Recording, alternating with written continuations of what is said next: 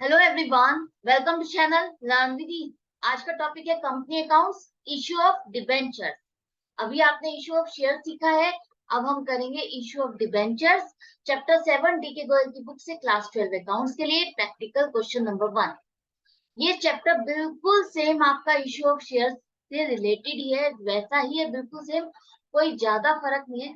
सिर्फ फर्क है तो टर्म्स का फर्क है। शेयर्स आपकी कैपिटल होती है और डिबेंचर्स क्या है, एक तरह से कंपनी का लोन है, जहां पर कंपनी पब्लिक को डिबेंचर्स इशू करके जो पब्लिक इन्वेस्ट करना चाहती है, तो उनसे डिबेंचर्स पर जो पैसा मिलता है कंपनी को, वो लोन ट्रीट किया जाता है। शेयर्स पर तो कंपनी डिविडेंड देती है, लेकिन डिबेंचर्स पर डिबेंचर होल्डर्स को इंटरेस्ट मिलता है। तो सिर्फ इतना सा फर्क है, कोई ज्यादा फर्क नहीं है, एंट्रीज भी बिल्कुल सेम है। तो मैं इंट्रोडक्शन की जगह डायरेक्ट क्वेश्चन स्टार्ट करती हूँ। डायरेक्ट क्वेश्चन हम सॉल्व करेंगे, जहां पर भी थोड़ा बहुत डिफरेंस होगा वहां मैं साथ के साथ आपको समझाती जाऊँ। तो फर्स्ट क्वेश्चन में क्या करना है आपको, उससे पहले आपके लिए एक नया बैच स्टार्ट हो रहा है, जिसके लिए अगर आप इंटरेस्टेड हो, ज्वाइन करना चाहते हो, क्लास 11 और 12 दोनों के लिए है, तो इंटरेस्टेड स्टूडेंट मुझे व्हाट्सएप कर सकते हैं इस नंबर पर अपना नाम और क्लास। आप मुझे टेलीग्राम चैनल पर भी फॉलो कर सकते हैं। तो क्वेश्चन में एक्स लिमिटेड ने डिबेंचर्स इशू किए। डिबेंचर्स कौन से? 15% वाले। तो ये 15% क्या बताता है? ये जो डिबेंचर्स इशू कर रही है, इस पर जो इंटरेस्ट दिया जाएगा वो 15% रेट के हिसाब से मिलेगा। 2000 डिबेंचर्स इशू किए। पब्लिक को कितने डिबेंचर्स ऑफर किए हैं? 2000।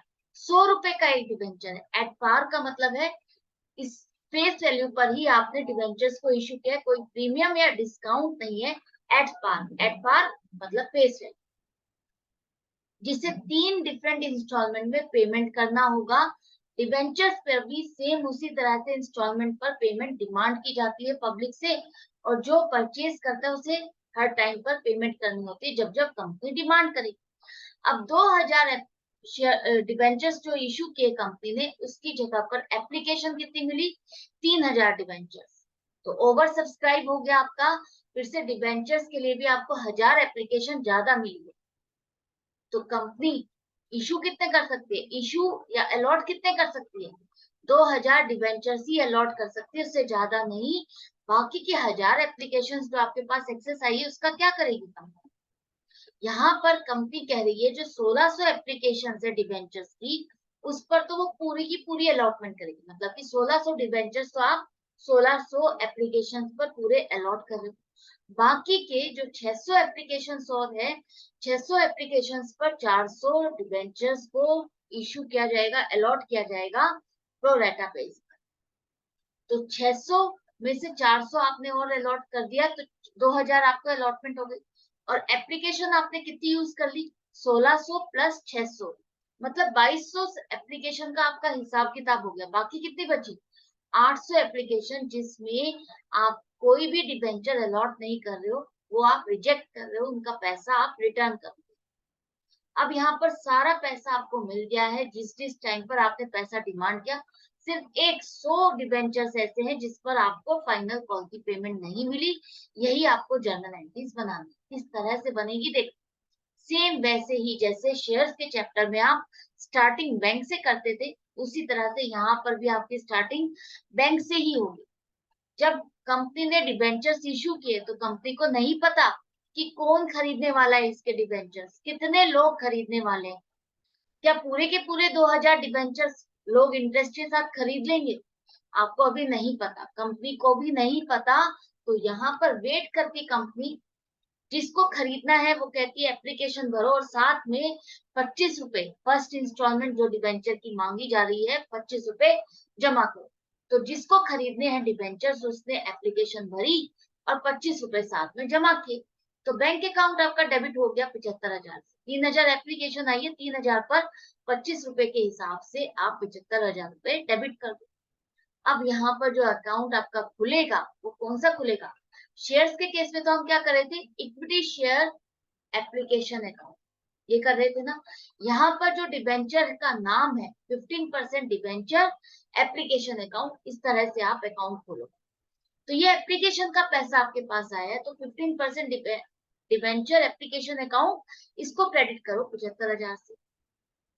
अब ये पूरा का पूरा 75,000 रुपये आपका डिबेंचर अकाउंट से रिलेटेड नहीं है, मतलब कि जैसे कि शेयर वाले चैप्टर में आप शेयर कैपिटल बनाते हो, उसी तरह से डिबेंचर वाले चैप्टर में अगर आप एक अपना डिबेंचर बेच रहे हो तो उसकी जो पेमेंट आपको मिलेगी वो कौन से थैले में जाएगी, कौन से बैग में डालनी है आपको, डिबेंचर अकाउंट में। 15% डिबेंचर अकाउंट में डलेगा, वो एक तरह से डिबेंचर कैपिटल अकाउंट। कैपिटल नहीं होता इसलिए हम कैपिटल वर्ड यूज नहीं करेंगे। डिबेंचर क्या है, लोन है, तो 15% डिबेंचर ही लिखना, कैपिटल वर्ड मत यूज करना, क्योंकि कैपिटल एक तरह से ओनर्स की होती है, जो ओनर्स का फंड होता है, लेकिन डिबेंचर्स को हम लोन की कैटेगरी में डालते हैं। तो अब आप देखो कैसे यहाँ पर 75,000 में से कितना पैसा किस अकाउंट में डालोगे। तो एप्लीकेशन पर पैसा आपके पास 75,000 है, 800 एप्लीकेशन आप रिजेक्ट कर रहे हो, मतलब कि 20,000 रुपए आपको रिफंड करना है, पब्लिक का पैसा वापिस करना। क्लियर है। अब यहाँ पर डिबेंचर्स इशू कितने किया आपने, 2,000, तो 2,000 पर एप्लीकेशन का पैसा बनेगा 50,000।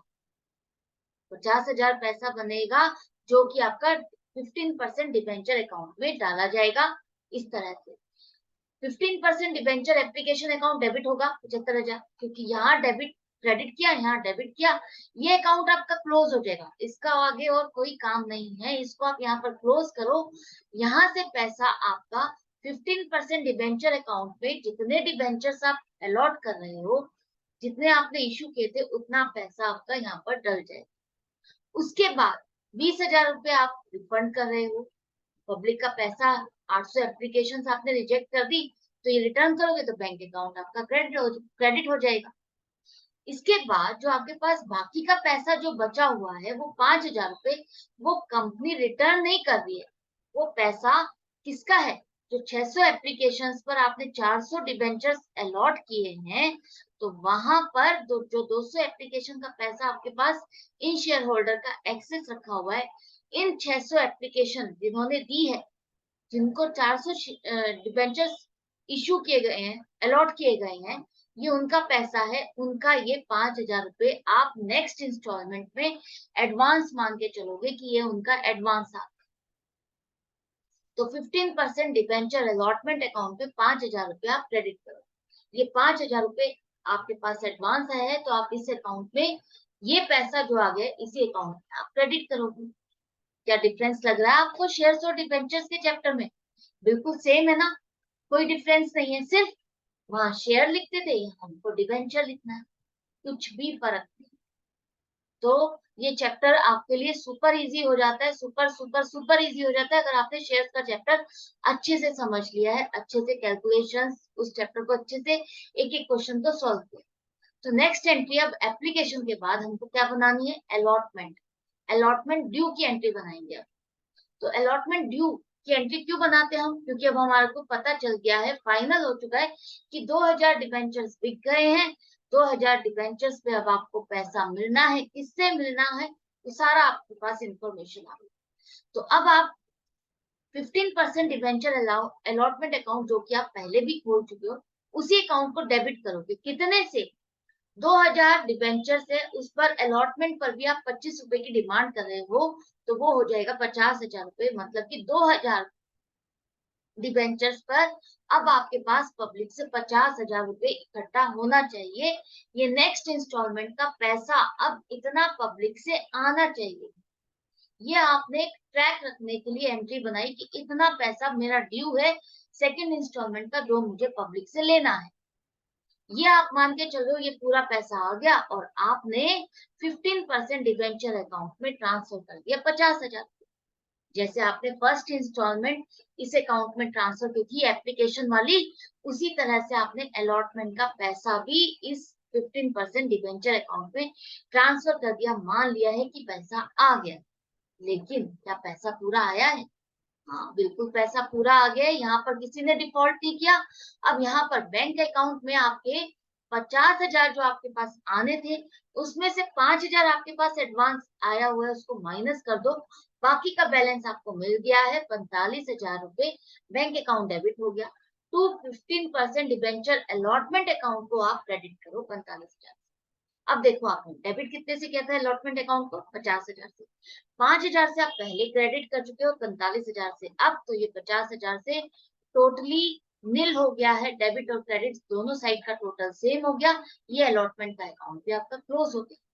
अब फाइनली लास्ट में कंपनी ने क्या किया, अपनी फर्स्ट एंड फाइनल कॉल को डिमांड किया। अब इसके लिए भी आपको ड्यू की एंट्री बनानी, 50 रुपए डिमांड किए जा रहे हैं फर्स्ट एंड फाइनल कॉल पर, तो आपकी एंट्री बन जाएगी 15% debentures first and final call account, debit 1 lakh रुपए, 2,000 शेयर्स पर 50 रुपए के हिसाब से 1 लाख रुपए। इतना पब्लिक से पैसा अब आपके पास थर्ड इंस्टॉलमेंट का आना चाहिए, इतना पैसा इकट्ठा होना चाहिए, जो कि आपका 15% डिवेंचर अकाउंट से रिलेटेड है। आपने मान लिया पूरा पैसा आ गया और आपने ट्रांसफर कर दिया, लेकिन पैसा पूरा नहीं आया।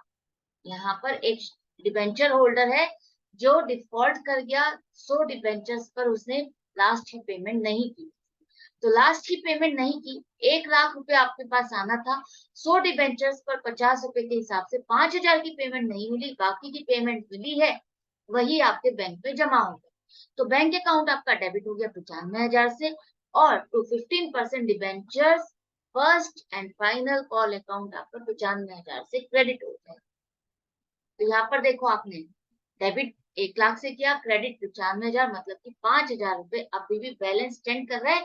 क्यों? क्योंकि 100 डिबेंचर्स पे आपको पेमेंट नहीं मिली। है ना सुपर इजी, समझ में आ गया एंड तक किस तरह से सीक्वेंस में चलना है। पहले बैंक से स्टार्ट करोगे जहां पर आपके पास एप्लीकेशन का पैसा आया है, एप्लीकेशन के पैसे को डिबेंचर कैपिटल डिबेंचर अकाउंट में ट्रांसफर करोगे, उसके बाद अलॉटमेंट ड्यू की एंट्री बनाओगे, अलॉटमेंट पर कितना पैसा आया वो बैंक में जमा दिखाओगे, और उसके बाद आपको जो लास्ट कॉल है, फर्स्ट कॉल है, फाइनल कॉल है, उसकी ड्यू की एंट्री बनानी है, और उसका पैसा कितना आया वो बैंक में जमा दिखाना है। कुछ भी फर्क नहीं है शेयर्स और डिबेंचर्स में, सिर्फ कंसंट्रेट करना। कॉन्सेप्ट्स अगर स्टार्टिंग से ही क्लियर रहेंगे तो ये क्वेश्चंस आपके लिए टफ नहीं लगेंगे, आपको टफ नहीं लगेंगे, और आप फुल मार्क्स स्कोर कर सकते हो, क्योंकि ये चैप्टर्स आपके बहुत स्कोरिंग चैप्टर है। मिलती हूँ नेक्स्ट वीडियो में नेक्स्ट क्वेश्चन के साथ। आपको अपनी प्रैक्टिस जारी रखनी है, मेरी तो कोशिश पूरी जारी है, ताकि जल्दी से जल्दी आपका कोर्स कंप्लीट हो, जल्दी से ज्यादा वीडियोस आप तक पहुंचा सकूं। लेकिन आपको भी तो एक काम करना चाहिए, जब आपको बेनिफिट हो रहा है, फ्री में आप सीख रहे हो, टाइमली आपको सब कुछ सीखने को बना बनाया क्वेश्चन मिल रहा है, तो लाइक का बटन तो बनता है। तो लाइक का बटन प्रेस करो, ज्यादा से ज्यादा लोगों में शेयर करो, और अभी तक सब्सक्राइब नहीं किया है तो चैनल को सब्सक्राइब कर दो, ताकि अपडेटेड रहोगे, जैसे ही वीडियो डलेगी आपके पास नोटिफिकेशन आ जाएगी। Goodbye and take care.